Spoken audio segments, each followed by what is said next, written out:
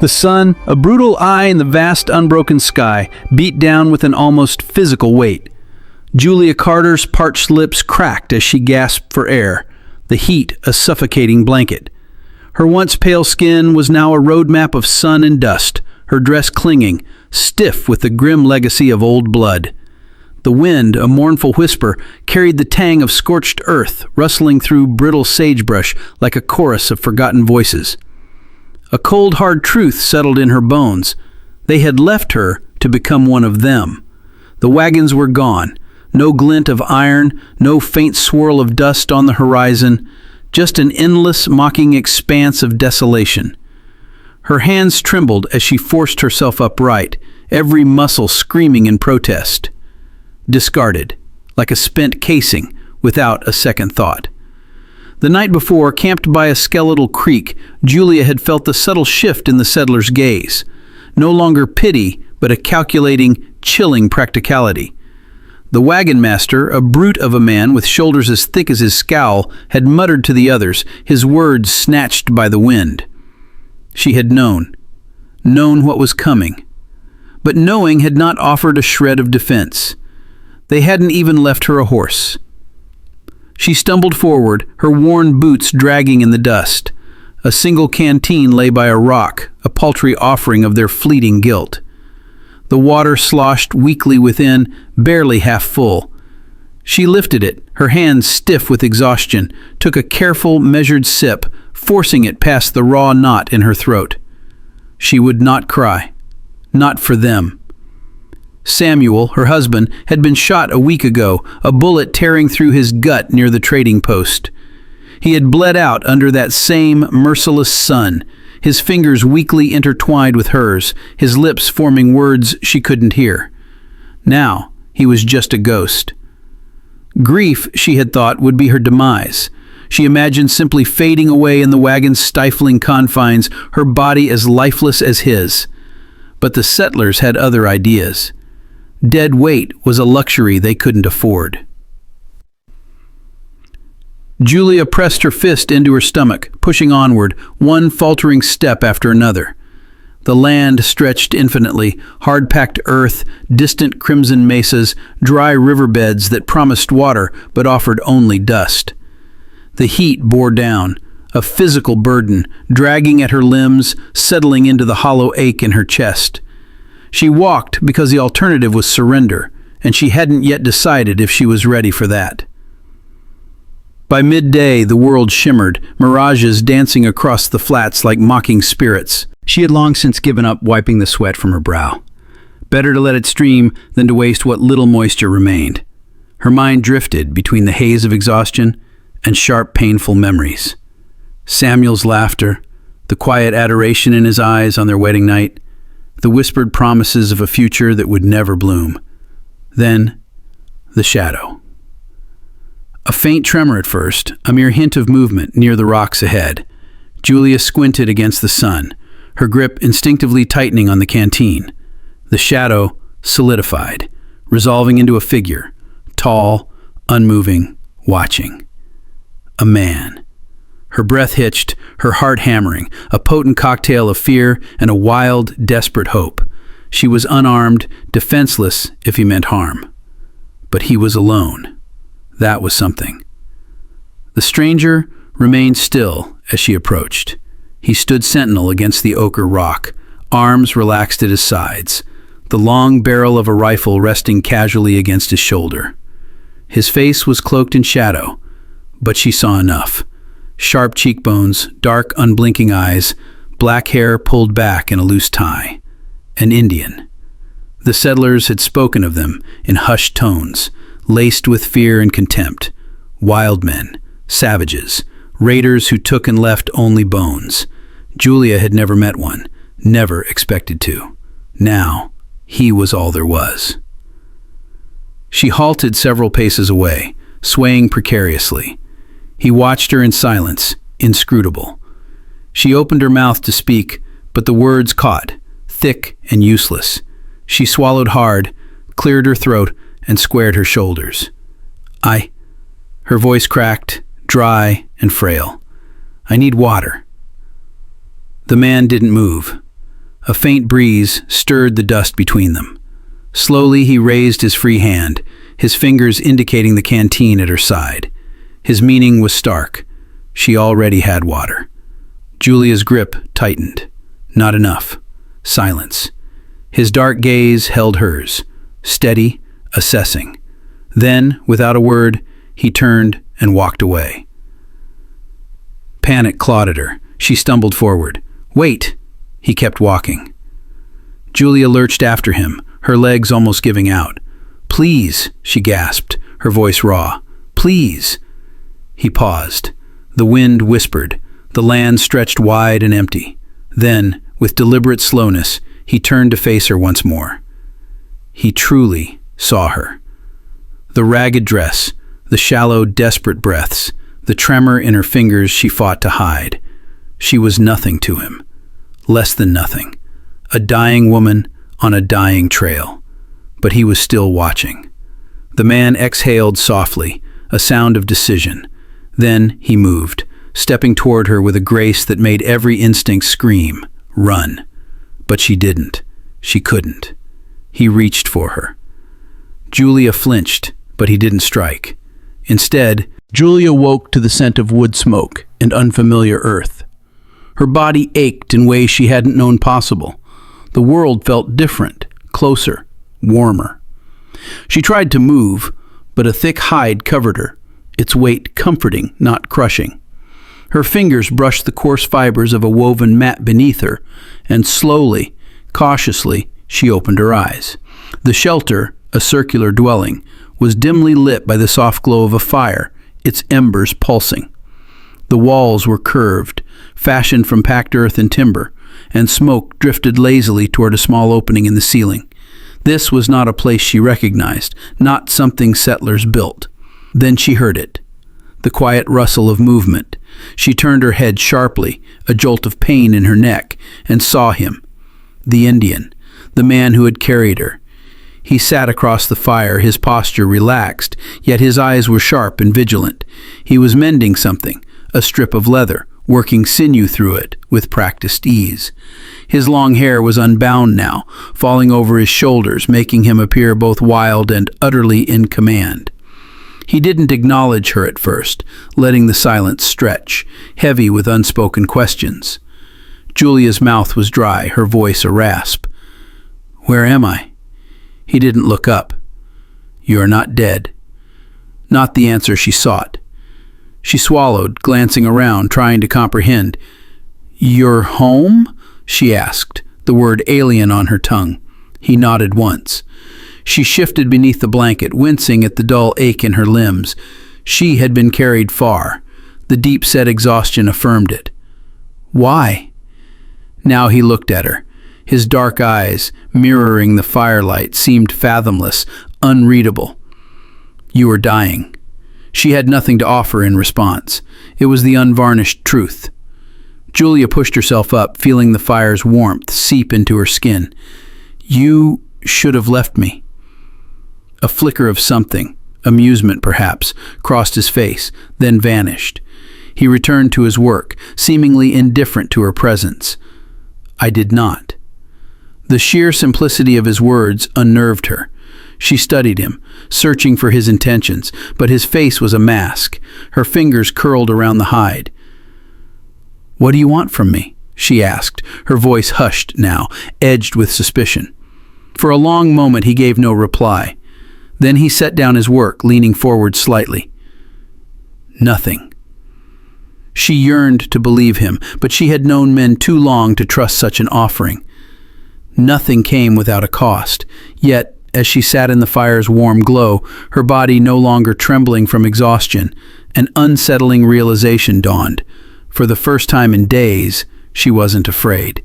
A new sound reached her ears, the distant murmur of voices, women's laughter, conversation, the occasional sharp cry of a child. This wasn't just his home. It was part of something larger. She was an alien here, an outsider. She didn't belong. And yet, she was alive. The man rose, stretching his limbs with an effortless grace that underscored her own profound weakness. He gestured toward a small clay bowl by the fire. "Eat." She hesitated, her pride bristling at the command, but hunger won. She reached for the bowl, bringing it to her lips. The broth was warm, rich with the taste of meat and herbs she couldn't name. She drank slowly, acutely aware of his gaze. When she finished, she set the bowl aside, licking the last traces of moisture from her lips. "Who are you?" she asked. He regarded her for a moment. "Taaso Hanoi," he said. It took her a beat to process. "Taaso Hanoi," she repeated, the syllables clumsy in her mouth. He gave a slow nod. "Taaso." The name fit him, strong, unyielding. She hesitated before offering, "Julia." His gaze held hers, a quiet understanding passing between them. Then, without further word, he turned and stepped toward the shelter's entrance, pushing aside the hide covering. Warm light spilled in, and beyond him, she glimpsed her true surroundings. Outside, the village hummed with life. Women worked looms, their hands deftly weaving patterns into fabric that shimmered like water. Children ran barefoot across the dusty ground, their laughter lifting into the air. Men stood gathered at the settlement's edge, speaking in low, serious tones. She swallowed. This was undeniably not her world. Taaso glanced back. "Come." It was not a question. Julia hesitated, but ultimately she had little choice. Her legs were shaky as she rose, muscles protesting, but she followed him.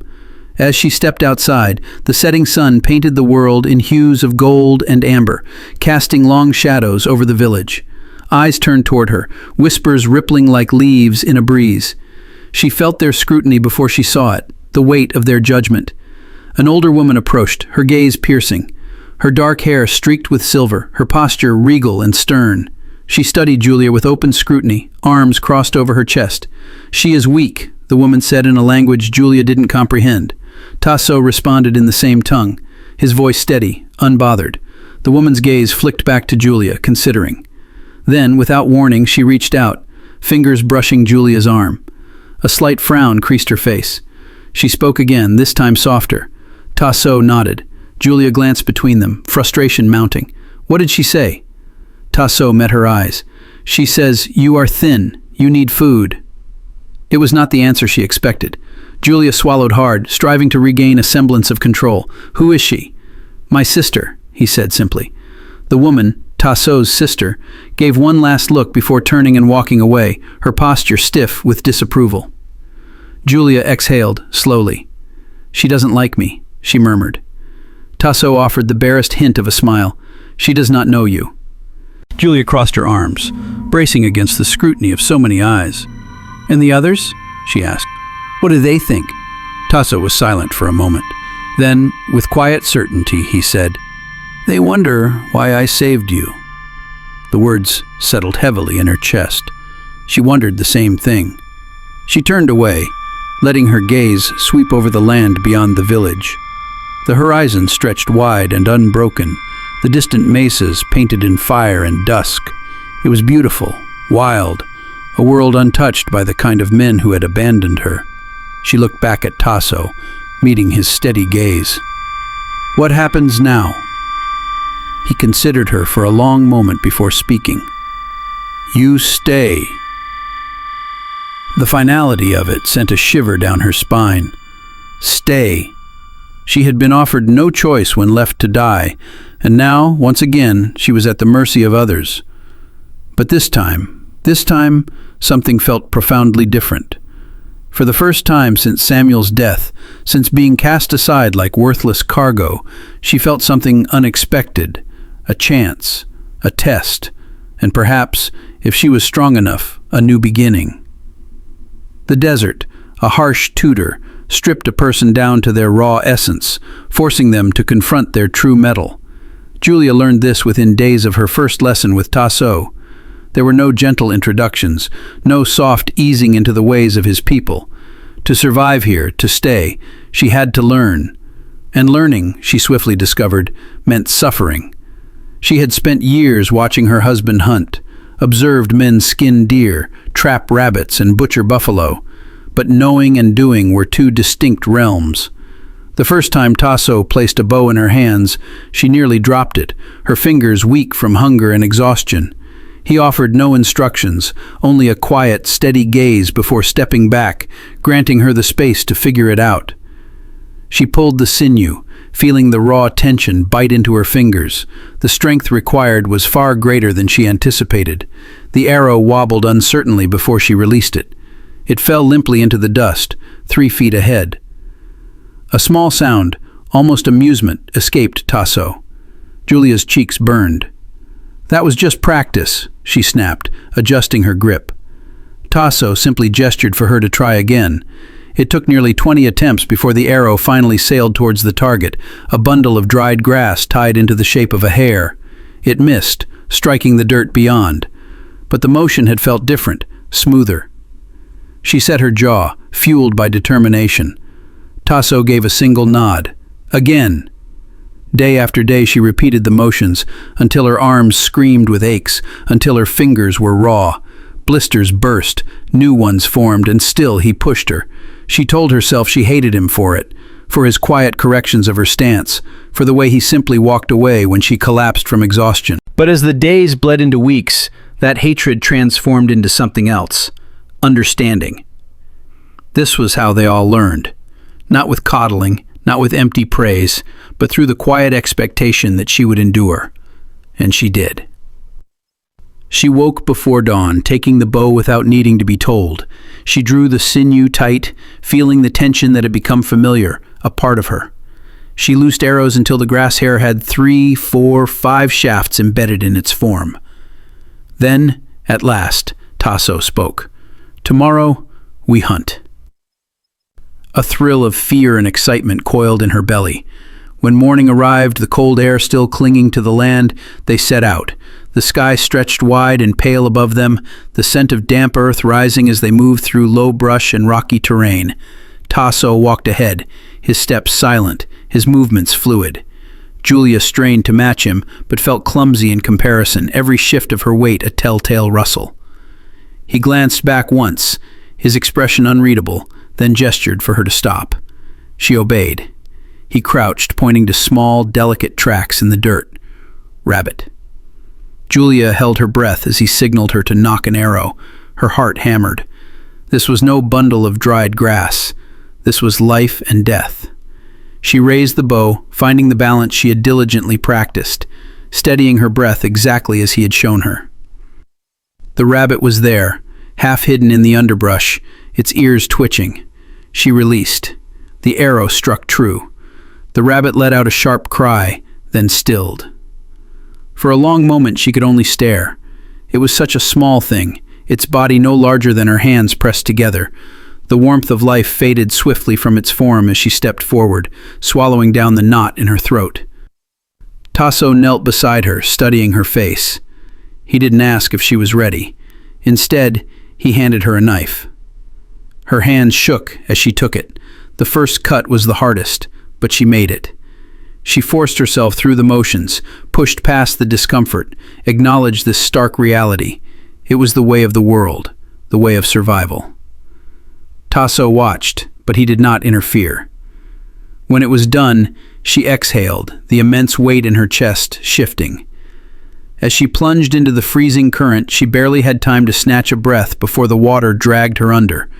The force hit like a fist, stealing the air from her lungs, tumbling her like a rag doll. She thrashed, her arms reaching for anything. Then a hand seized her wrist, strong, unyielding. She was yanked upward, her head breaking the surface just as she gasped, coughing violently. Taaso hauled her onto the bank, gripping her arm as she choked on river water, her chest heaving. She looked up at him, shivering, the shock of what had just happened settling deep. His grip did not loosen. "You fear the river," he said, his voice quiet. She didn't answer. "You fear many things." Her hands clenched into fists. "I am trying." The intensity in his gaze didn't waver. "Fear is nothing if you do not face it." Her breath still came in ragged gasps, her body trembling, but something in his words resonated deep within her. She wasn't weak anymore. She knew that.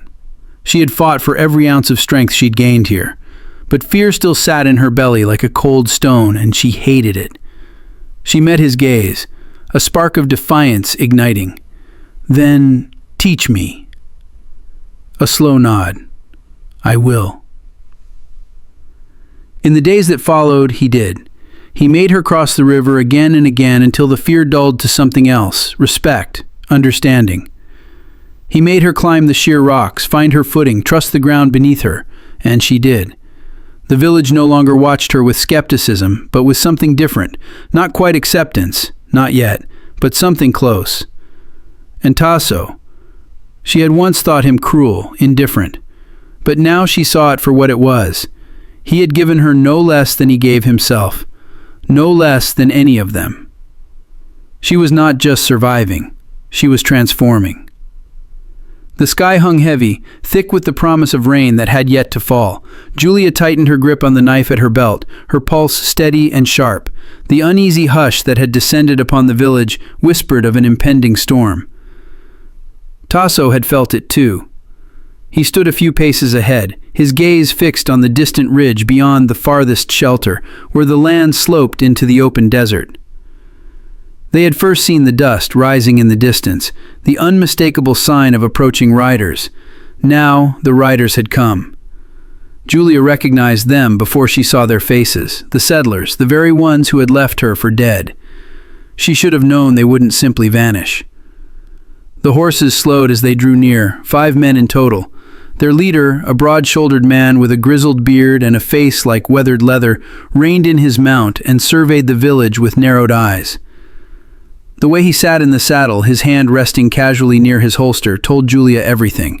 He wasn't here to parley, neither was Taaso. "You got something of ours?" The man growled, his voice flat, carried on the wind. Taaso offered no reply. Julia forced herself forward, her boots pressing into the damp earth. She held her chin high, though every muscle in her body screamed for flight. The man's gaze landed on her, sharp and assessing. He spat into the dust. "Well, I'll be damned.